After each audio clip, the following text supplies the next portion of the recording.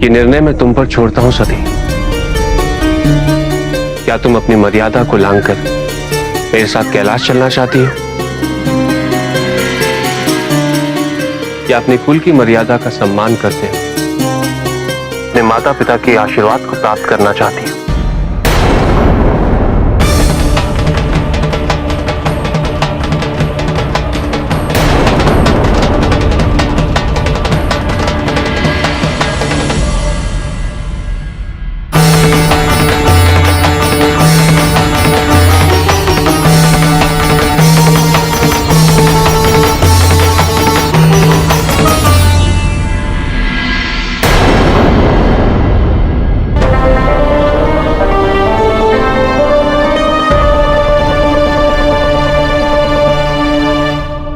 आपने क्या निर्णय लिया माता?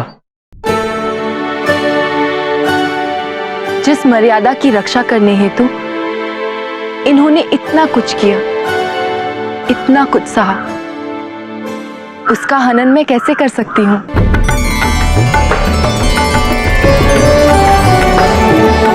मैं मर्यादा की रक्षा करूंगी, अपने कुल की लाज रखूंगी मैं। अब मुझे किस बात की चिंता? अब तो जैसे जीवन का उद्देश्य ही पूरा हो गया है। अब मन में कोई भय नहीं, कोई जल्दी नहीं। मन की अधीरता अब शांत हो चुकी है।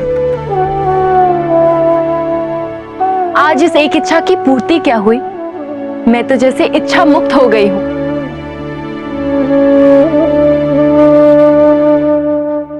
आज तो केवल आशाओं का उजाला है, अंधेरे का कहीं चिन्ह भी नहीं।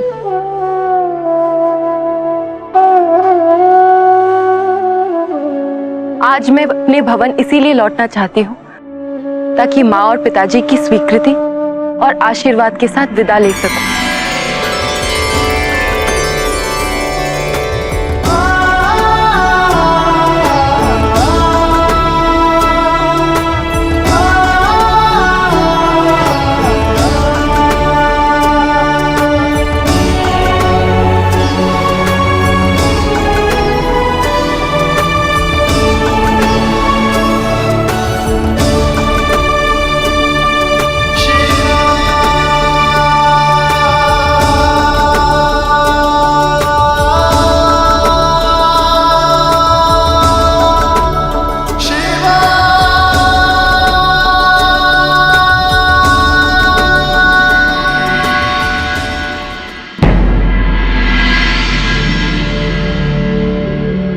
पिताजी ऐसा कैसे कर सकते हैं?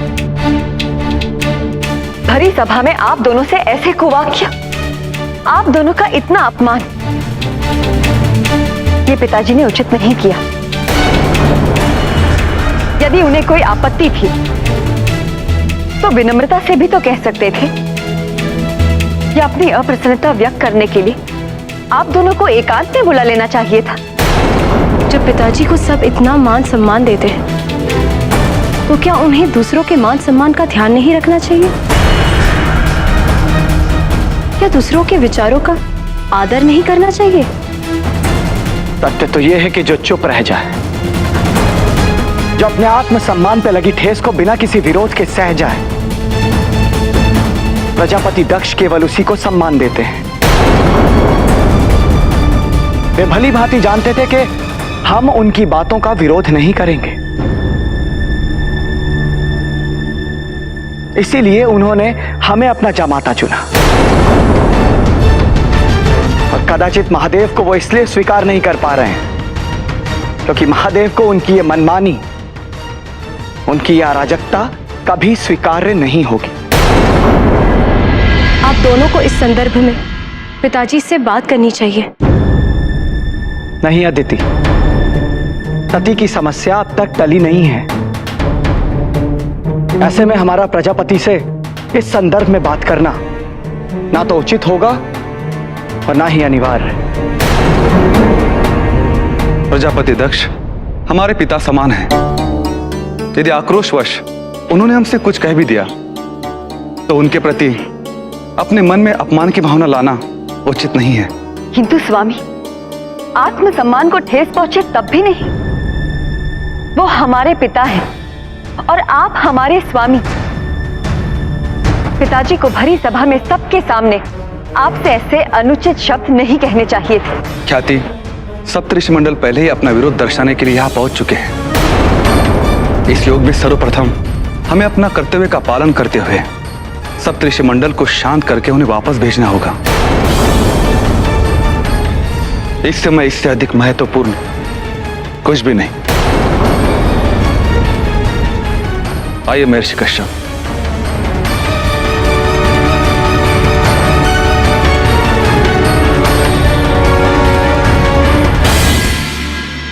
ऋषिवर, मैं आप सबसे प्रार्थना करता हूं कि प्रजापति दक्ष के प्रति आप अपनी अपनी अवधारणा समाप्त कर दें।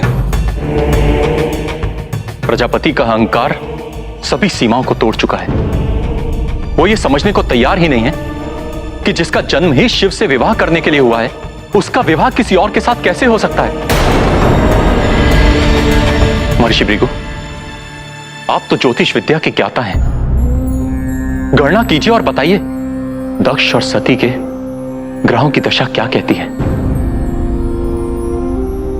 सती का विवाह शिव से होगा या किसी और से?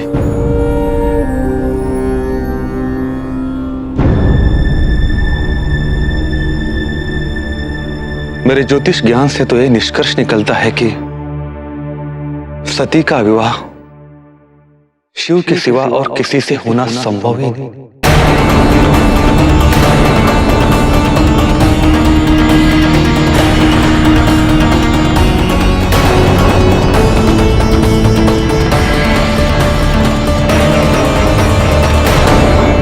स्वामी भक्ति इतनी अंधी नहीं होनी चाहिए महर्षि भृगु। और यदि आप उनका हित चाहते हैं तो उनके अहंकार पर अंकुश लगाइए। और यदि ऐसा नहीं हुआ तो वो दिन दूर नहीं जब प्रजापति स्वयं अपना पतन और अपना विनाश कर बैठेंगे।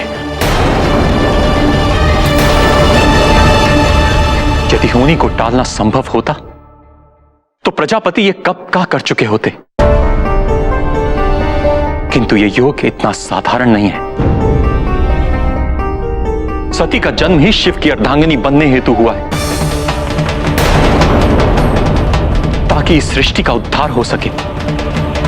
और अब उस उद्देश्य की पूर्ति का समय आ चुका है और प्रजापति को भी यह बात समझनी ही होगी।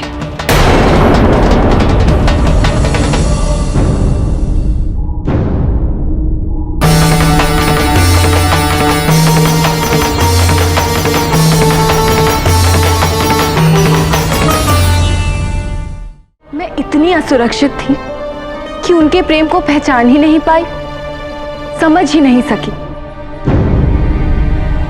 आज तक उन्होंने हर कार्य केवल मेरे हित के लिए किया और मैं उन्हें अपमानित करती रही। क्यों इतनी आवेग में थी? पहले क्यों नहीं समझ सकी कि सच्चा प्रेम तो केवल धैर्य से ही प्राप्त हो सकता है। मैं स्वार्थी दक्षायनी केवल अपने बारे में सोचती रही, कभी ये नहीं सोचा कि उन पर क्या बीतेगी। परंतु आज उनसे मिलने के पश्चात मुझे ये विश्वास हो गया है कि वो मुझे लेने अवश्य आएंगे। आज कोई चिंता नहीं, मन में कोई द्वंद्व नहीं, कोई शंका नहीं, कोई भय नहीं, क्योंकि आज उनके साथ मुझे अपना भविष्य स्पष्ट दिख रहा है। सच सती? हाँ दीदी हाँ, आपको विश्वास नहीं हो रहा है ना? मुझे भी नहीं हो रहा। जानती है, आज मुझे ऐसा लग रहा है जैसे मेरे जीवन में कभी कोई दुख था ही नहीं। बस अब माँ और पिताजी की अनुमति लेनी होगी, पर उसके लिए मुझे पूरे परिवार का साथ चाहिए। हम तुम्हारे और शिव के साथ हैं सती।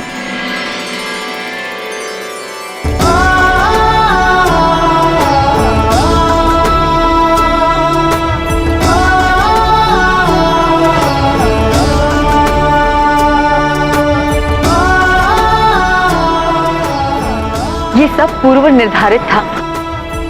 महर्षि भृगु की गणना कहती है कि सती और शिव का विवाह निश्चित है, इसे कोई नहीं टाल सकता, तो किसी के विरोध का कोई महत्व ही क्या। सती, दोष हमारा था। तुम्हारी यातना को समझना तो दूर, हम सब उसका कारण ही बनते चले गए।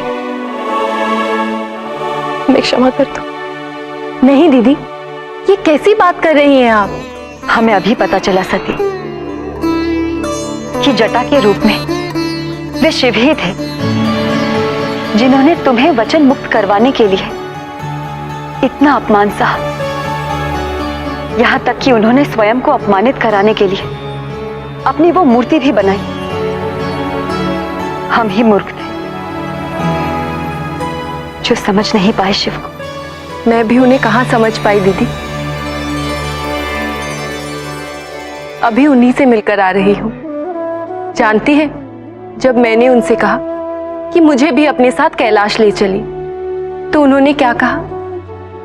उन्होंने कहा, एक पुत्री के लिए अपने कुल की मर्यादा की रक्षा करना परम धर्म है, और अपने मां और पिताजी के विरुद्ध जाकर मैं उनसे विवाह करूं, ये उन्हें कदापि स्वीकार नहीं। निसंदेह शिव ने मर्यादा को स्थापित करने का महान कार्य किया है। तो विलंब कैसा? चलो हम पिताजी को सत्य बता देते हैं। नहीं दीदी, नहीं, अभी नहीं। पहले मुझे मां से बात करनी होगी, उन्हें सत्य से अवगत कराना होगा। यदि मां मान गई तो कदाचित पिताजी भी मान जाएंगे।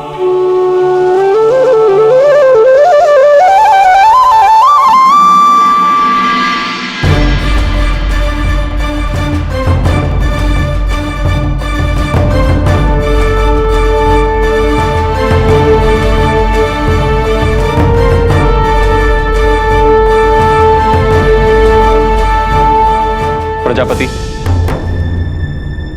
हमें आपको यह सूचना देते हुए अत्यंत हर्ष हो रहा है कि जटा के रूप में स्वयं महादेव आपके निवास स्थान पर आए थे। हम सभी का आपसे आग्रह है कि आप अपनी यह हट त्याग कर सती का विवाह शिव से संपन्न करें।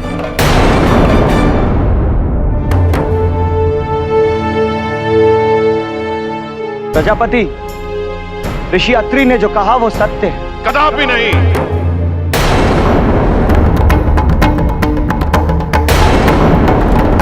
आप सब मेरी अवहेलना कर रहे हैं। शिव ने मेरे निवास पे उस शिल्पकार के रूप में प्रवेश कर मर्यादा के विरुद्ध कार्य किया है, और आप सब उसका समर्थन करते हैं। से मैं आपकी मूर्खता समझूं, आपका दुस्साहस।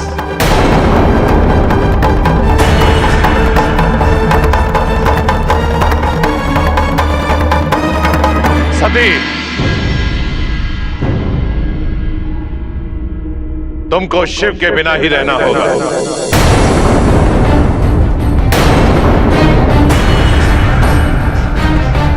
तुम्हारे भाग्य की कसौटी स्वयंवर है।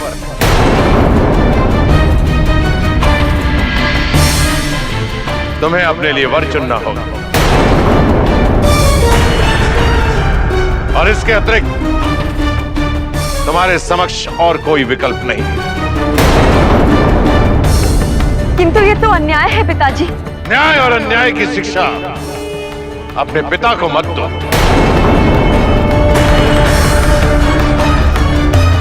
तुम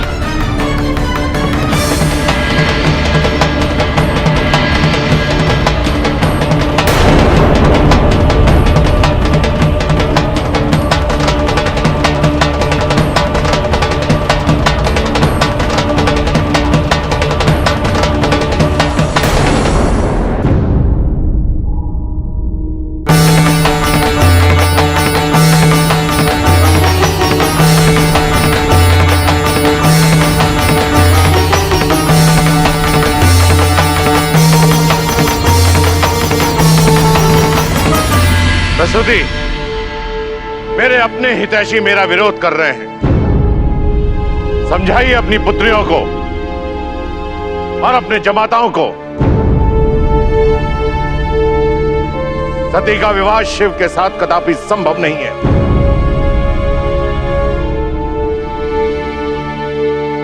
यदि संभव नहीं है स्वामी, तो संभव करना होगा।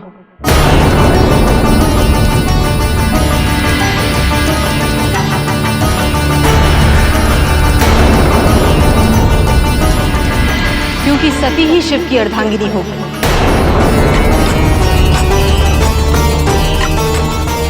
और इस बात का ज्ञान मुझे हो चुका है स्वामी।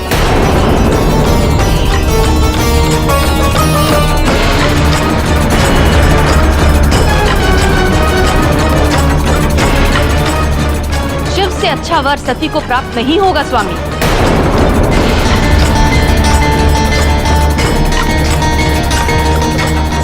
अब इस सत्य को स्वीकार करने के सिवा आपके पास और कोई विकल्प नहीं है स्वामी।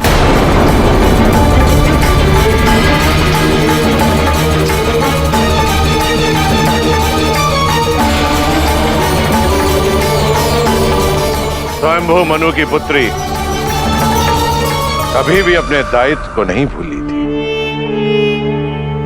परंतु आज क्या हो गया? आज वो अपने कर्तव्य को कैसे भूल गई? मेरा कर्तव्य क्या है, इसका ज्ञान तो मुझे आज हुआ स्वामी। अपने दायित्व से अब तक चूकती रही, किंतु अब और नहीं, क्योंकि इस सत्य की अनुभूति मुझे हो चुकी है। पुत्री का विवाह और उसके सुखी जीवन की कामना तो हर माता पिता करते हैं। क्या आप नहीं चाहते कि आपकी सती सुखी हो? स्वामी, सती शिव के बिना अधूरी है। शिव की पूर्ति उसके जीवन में कोई नहीं कर सकता स्वामी।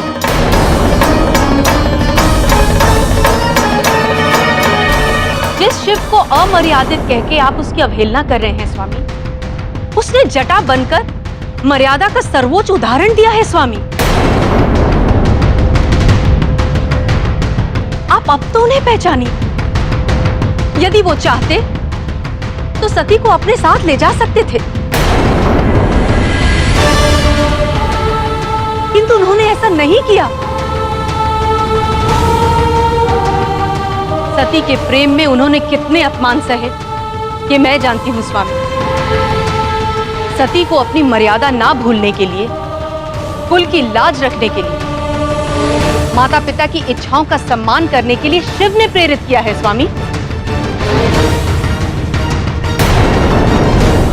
यदि ये सब जानने के बाद आप शिव को अमानवीय कहें और ये चाहें कि मैं आपका समर्थन करूं, तो ये तो अन्याय होगा स्वामी।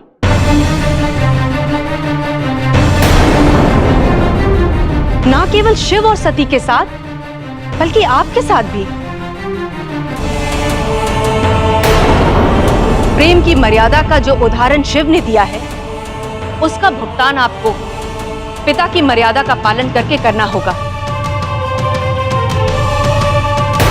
आप सती का हाथ शिव के हाथ में सौंप दीजिए स्वामी।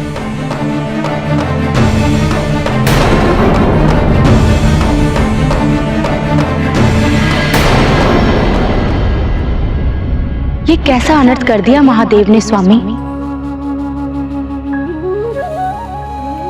अकस्मात अपनी लीला छोड़कर कैलाश चले गए। कदाचित शिव की लीला पूर्ण हो गई है देवी।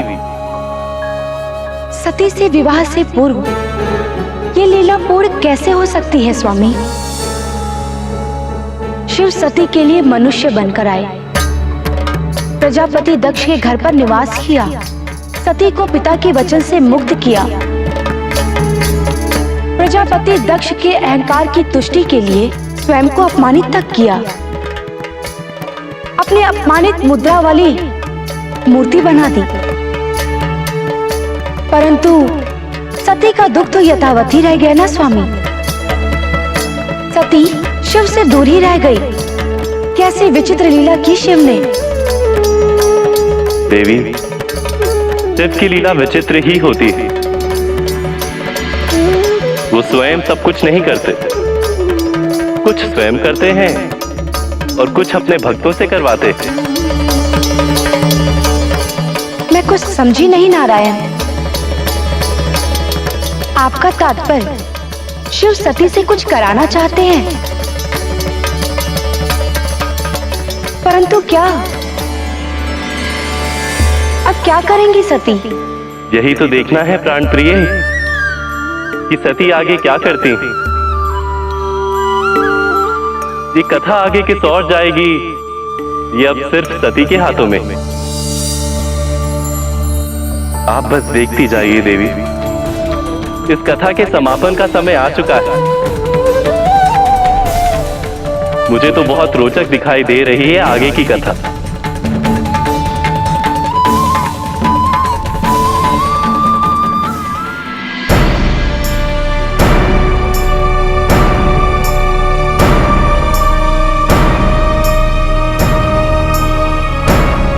सफल हो गया वो।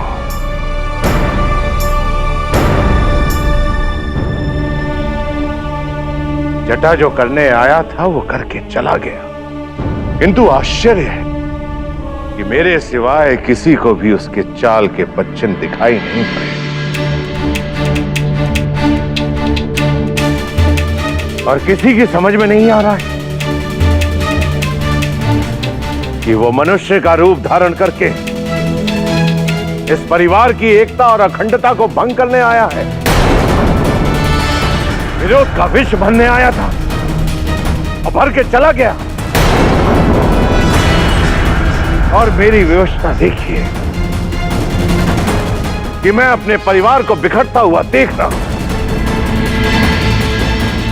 उस विष को फैलते हुए देख रहा हूं। क्षमा कीजिए प्रजापति, किंतु विषैला तो आपका अहंकार है, जिसका पोषण आप अपनी प्रिय पुत्री का जीवन नष्ट करके कर रहे हैं। यदि सती शिव से प्रेम करती है तो वो भला किसी और के साथ कैसे सुखी रह सकती है? मत भूलिए ऋषि कश्यप कि आप इस समय प्रजापति के निवास पर हैं, जहां शिव का नाम लेना भी वर्जित है।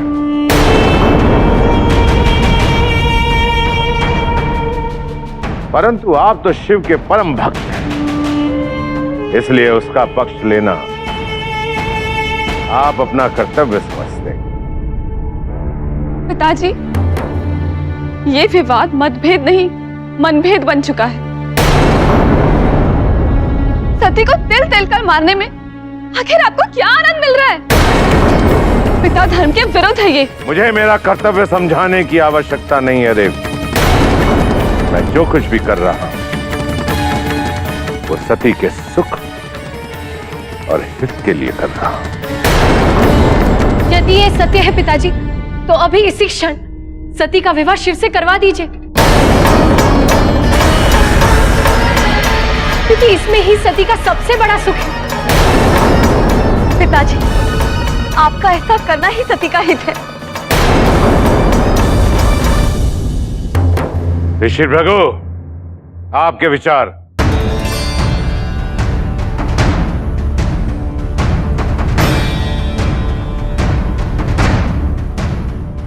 सत्य अवश्य छुपाया जा सकता है प्रजापति, किंतु सत्य कभी नहीं मरता। उसे एक ना एक दिन सबके सामने आना ही होता है, और सत्य स्वीकारने में हम जितना विलंब करेंगे, सत्य उतना ही कड़वा होता जाता है। मेरे ज्योतिष ज्ञान के गहन अध्ययन से मुझे ज्ञात हुआ कि सती और शिव का विवाह योग उनके कुंडली में निहित है। भले ही शिव दोष मुक्त न हो, किंतु सती के लिए सर्वदा शिव ही योग्य है। मैं माता प्रसूति से सहमत हूं। शिव और सती का विवाह सर्वोचित है। जगदीश तो आगंतुक था।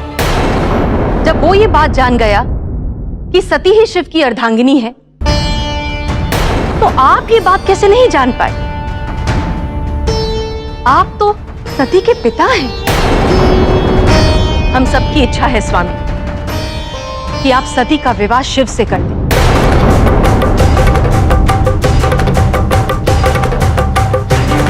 आप हमारे इस आग्रह को स्वीकार कीजिए स्वामी, स्वीकार कीजिए।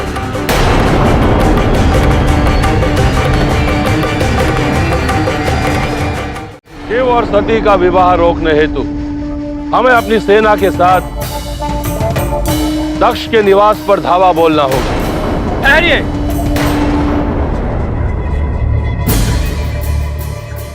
असुरराज, मैं आपके लिए शुक्राचार्य का संदेश लेकर आया हूं।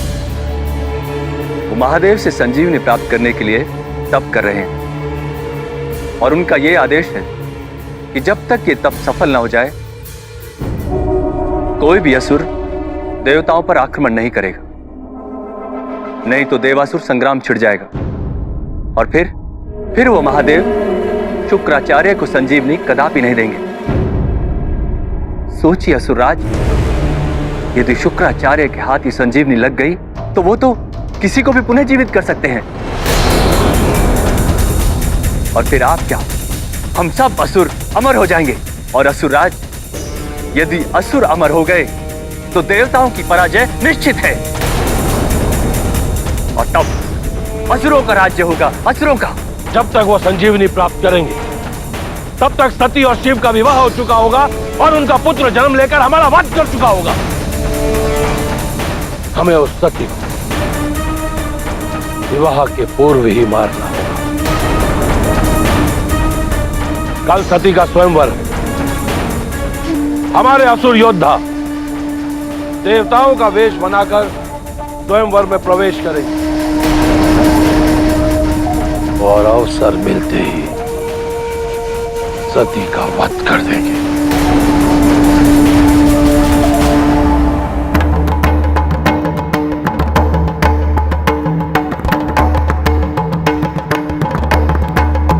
भले ही मेरा परिवार मेरे निर्णय के विरुद्ध है, परंतु मेरा निर्णय अटल है।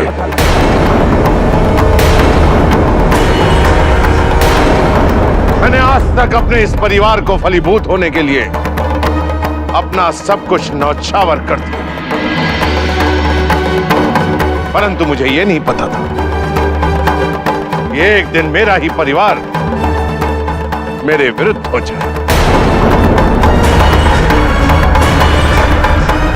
सती, तुम्हें भी तो यही लगता है कि मैं तुम्हारा सबसे बड़ा शत्रु हूं? चुप क्यों हो? बोलती क्यों नहीं हो कि मैं तुम्हारा सबसे बड़ा शत्रु हूं और मेरी शत्रुता का प्रतिशोध है तुम्हारा स्वयंवर।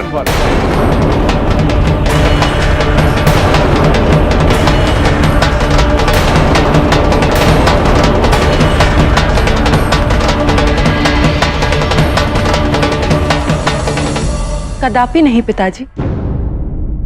निस्संदेह मैं शिव से प्रेम करती हूँ और उनसे विवाह करने के लिए इच्छुक हूँ,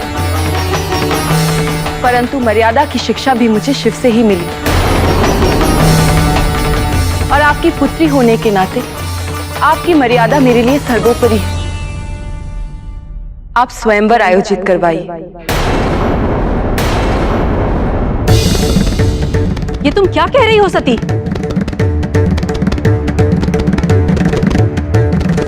यदि तुम सोच रही हो कि इस स्वयंवर में शिव कोई और रूप धारण करके आ सकता, ये तुम्हारा भ्रम है। मैं शिव को कोई भी रूप धारण करके आने नहीं दूंगा, क्योंकि इस बार मैं अपने साथ किसी को छल नहीं करने दूंगा। स्वयंवर तक कोई सती से नहीं मिल सकता।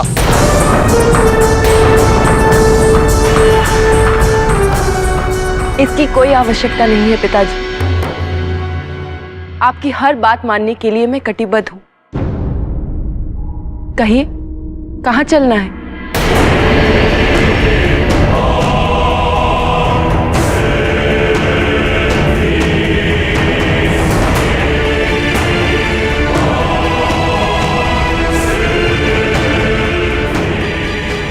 आओ मेरे साथ।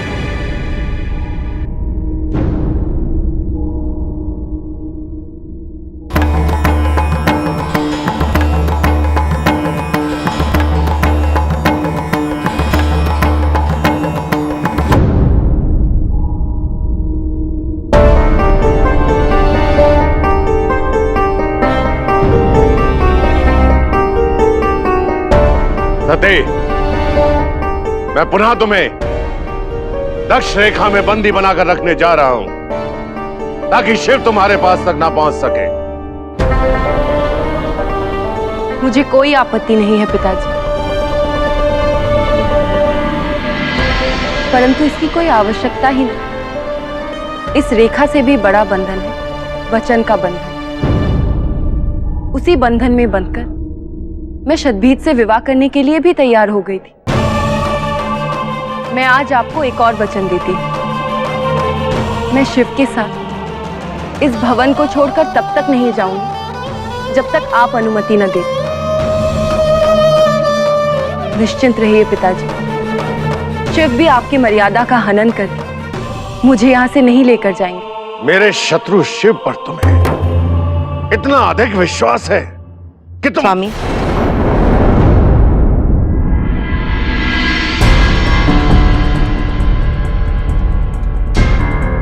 और कितना अपमान, कितना अत्याचार करेंगे आप मेरी पुत्री पर? कब मुक्ति मिलेगी मेरी सती को? कब? प्रजापति, आप सती का भाग्य अपने इच्छानुसार नहीं लिख पाएंगे, तो फिर ये प्रयास क्यों? सती का स्वयंवर मेरे लिए प्रतिष्ठा का विषय बन गया है और अब मैं पीछे नहीं हटूंगा। मेरे इस निर्णय में किसी का भी हस्तक्षेप मुझे स्वीकार नहीं है।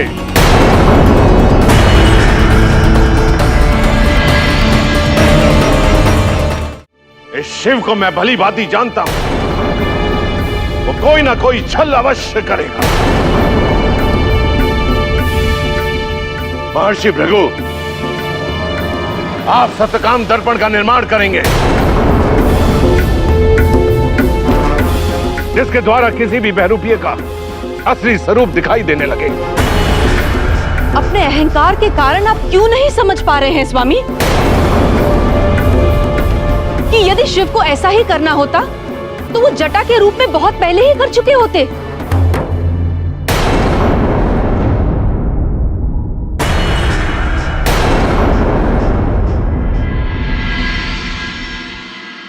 आपने मेरे प्रश्न का उत्तर नहीं दिया महर्षि भृगु। क्षमा कीजिए प्रजापति। महर्षि भृगु, आपकी शब्दावली में इतने सारे किंतु परंतु कहां से सम्मिलित हो गए? आजीवन मेरी कृपा पर जीते रहे और आज जब मुझे आपकी सबसे अधिक आवश्यकता है तो आप मेरा साथ छोड़ रहे हैं। मैं आपका नहीं प्रजापति, आपके अहंकार का साथ छोड़ रहा हूं। भृगु ऋषि,